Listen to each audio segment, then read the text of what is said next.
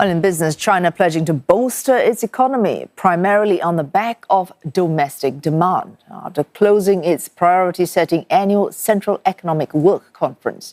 It also wants to build a robust domestic market to counter external challenges, while authorities will implement an appropriately loose monetary policy. And for more, we're joined by CNA's Yew Guan, reporting live from Shanghai. Yew Guan, will get to domestic demand, but what else was mentioned coming out from this World Economic Conference?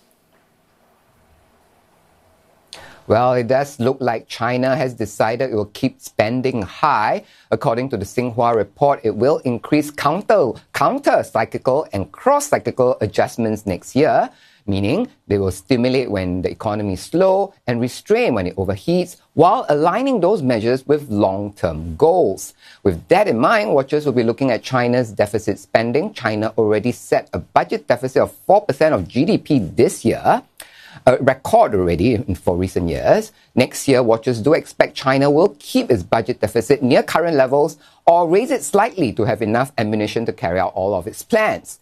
The report also states that Beijing will, like you mentioned, tweak money supply in an economy. That could mean adjusting interest rates or more likely cuts to how much banks need to keep in reserve.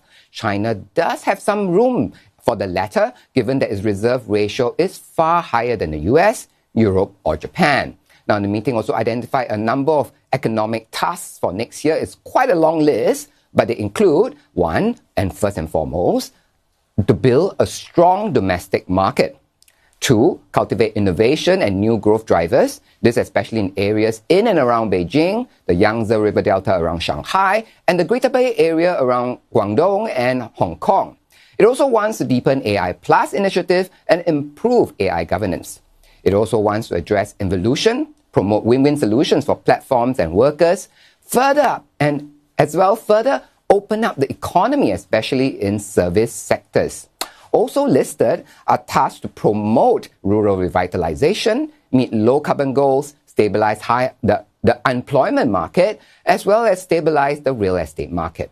In a nutshell, no real surprises there, given that we have heard many of these measures before. What many watchers are now waiting to see is what would be the growth target and whether it will still be around 5%. Wei Su? All right, certainly on domestic demand, no surprise as well. This has been certainly a longer-standing goal for Chinese policymakers. But did you see any details on how specifically and more immediately they can achieve that task of significantly boosting domestic demand?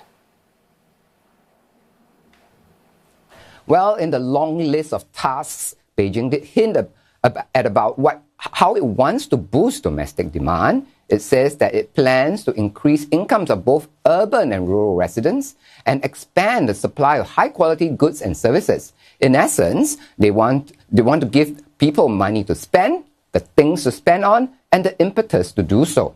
Also mentioned are social welfare moves, including expanding rehabilitation, long-term care services, and strengthening support for disadvantaged groups. Now, China, aside from being in line with China's socialist values, these moves do have an effect of spurring spending. For example, among young couples with parents to support, elderly parents to support, they will feel more inclined to spend if their parents are well taken care of.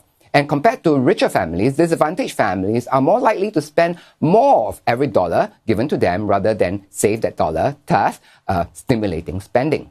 But the devil here is really in how they intend to roll them out, those measures out. There have been reports of earlier subsidies for early education, for example, being stalled at the local government level because local authorities are suffering from reduced revenue from land sales, increased demand on social spending, and for some, crippling debt. To that end, the report did state that it would improve the management of local government special bonds or the lending by local authorities. It would also appropriately increase central budget investment, hinting at a larger allocation than the previous year from the central government to finance infrastructure and strategic industries. It also wants to promote a so-called high-quality urban renewal, which could mean more renovation projects to revitalize neighborhoods, which would mean more jobs, for example, for subcontractors suffering from a slowing property sector. And that could have a trickle-down effect on the economy and spending. Wei Su?